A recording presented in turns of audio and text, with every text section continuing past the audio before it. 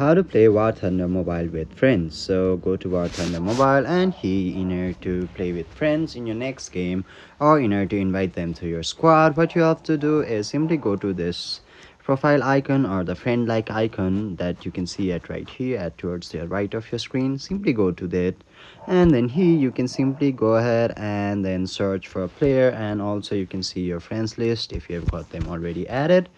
So here I've searched for team, and then you can simply add any of the friends. Make sure if you want a correct account, then make sure the letters are also similar.